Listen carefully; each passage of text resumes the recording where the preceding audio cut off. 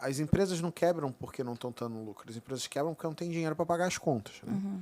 Ou seja, no final das contas, tudo se resume a caixa. Então, eu queria que vocês explicassem um pouquinho, na visão de vocês, o que é o fluxo de caixa. O fluxo de caixa, se é o que eu posso explicar dessa forma, acho que é mais fácil. Você pode explicar do jeito que você quiser. Hugo, aqui o podcast é meu, você pode falar do jeito que você quiser. É porque a Então, ideia é a gente falar de uma maneira mais simples, né? Que todo mundo rebusca tanto que na hora de falar mesmo... Parece muito mais complicado do que realmente é. Quando a pessoa vai olhar o fluxo de caixa, primeiro, o que é o fluxo de caixa? Né? O fluxo de caixa ele é um relatório que existe, que é baseado nas todas as suas movimentações bancárias ali dentro do mês. Então, ao mesmo tempo que você tem as suas entradas, você também tem as saídas, né? Que foi o que aconteceu, quanto que eu recebi, quanto que eu paguei, para onde que foi meu dinheiro. Porque se não existe, né, o relatório, você vai se perguntar, cadê o dinheiro que estava aqui? E sumiu. Não é que ele sumiu, ele foi movimentado, ele foi para pagar funcionário, ele foi para pagar... equipamentos para você poder atender, revender, enfim, dependendo do seu tipo de negócio.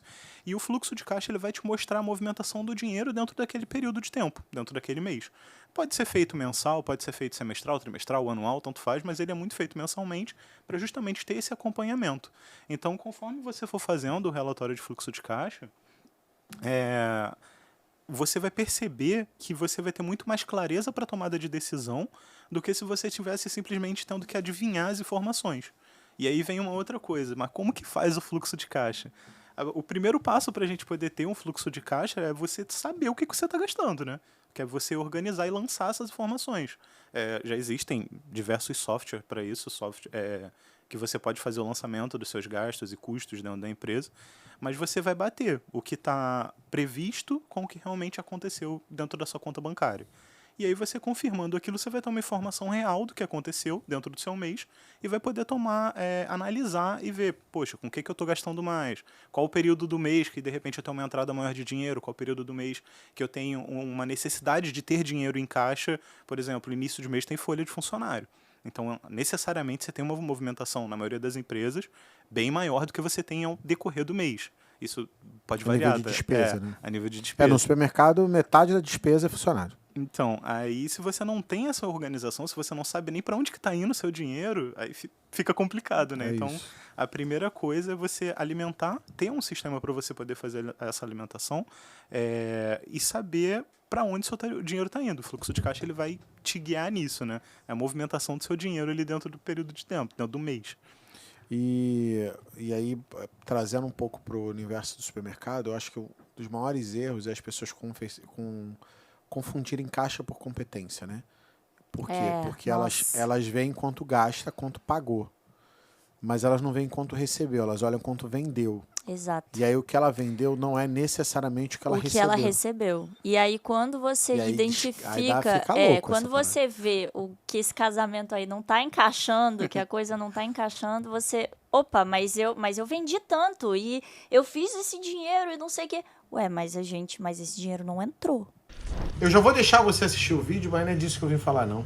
É que eu escrevi um livro chamado 23 Estratégias para Aumentar as Suas Vendas. E eu vou dar para você gratuito. Então, para você poder ter acesso a esse livro, é só você apertar aqui embaixo na descrição do vídeo. Vai ter um linkzinho para você poder baixar ele gratuitamente. Ou aqui em cima eu vou deixar o QR Code. Se você tiver uma TV de casa, aponta a tua câmera pro QR Code para você poder baixar. Ou então na descrição do vídeo aqui, você só clica e baixa. Simples desse jeito. Tá. Mas aí ele não entrou nesse período, ele vai entrar num outro período. E isso vira uma bola de neve. Então, se você não identificar isso, não tiver o acompanhamento desse relatório de uma maneira assim bem...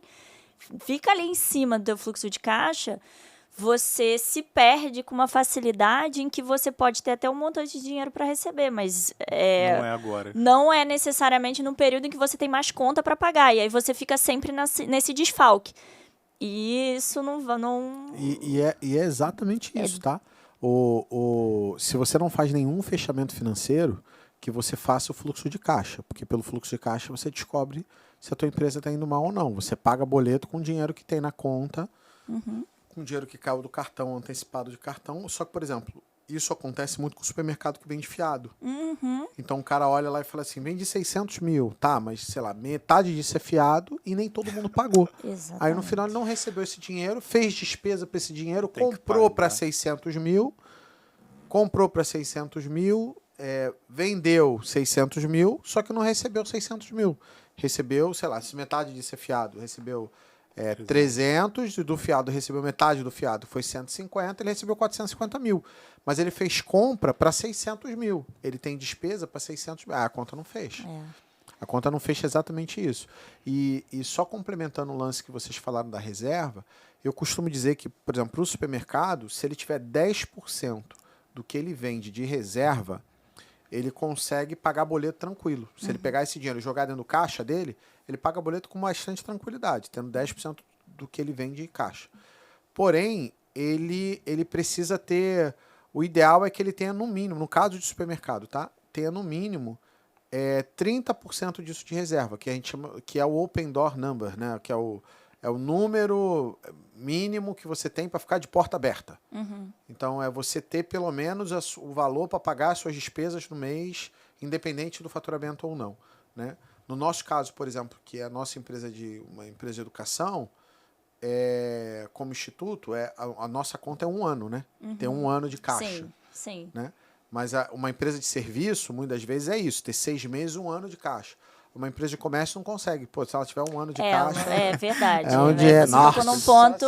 É muito dinheiro. É que a gente aqui tá falando mais para supermercadista, né? De um modo mas de geral, serviço realmente é diferente. E aí do supermercadista é 30% do faturamento, que é pelo menos um mês ali. Porque como entra e sai dinheiro todo dia... Tem um fluxo de caixa, muito pesado. E é muito alto o movimento de dinheiro, isso. né? E a margem de lucro é muito pequena. Então, o cara, a gente fala do open door, tem ali, sei lá, 30%, 60%, que seria 1 ou 2 meses, de 3 meses de faturamento, de despesa paga, né? Então, assim, eu acho que esse ponto é importante vocês entenderem e que vocês precisam ter caixa. No final das contas, tem que ter caixa, né? O que te mantém vivo, o que te mantém saudável, o que te mantém em pé, o que te mantém psicologicamente... sem pirar, é ter caixa. É ter caixa. Eu acho que essa é a visão que eu queria deixar aqui, não deixar passar despercebido.